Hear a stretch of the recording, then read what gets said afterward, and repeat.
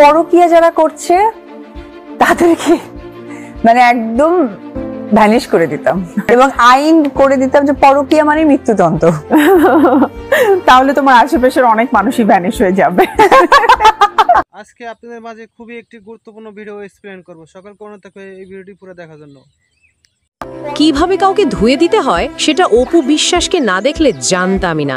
সাকিব বুবলির ছবি ভাইরাল হওয়ার পর সারা দেশের মানুষ যখন অপেক্ষায় অপুর জবাবের, ঠিক সেই মুহূর্তে অপু বিশ্বাস সংবাদ মাধ্যমে বুবলি সাকিবকে এমন জবাব দিল যেটার জন্য কেউই অপেক্ষা ছিল না। বেসিক্যালি সাকিব খান এবং শবনম বুবলির আমেরিকায় ঘুরে বেড়ানো অন্তরঙ্গ ছবি ভাইরাল হওয়ার পর অপু বিশ্বাস সংবাদ মাধ্যমে এসে জানান, যে সকল পাবলিকগুলো পরকীয়ায় যুক্ত, যদি আমার শক্তি থাকতো তাহলে তাদেরকে ভ্যানিশ করে দিতাম।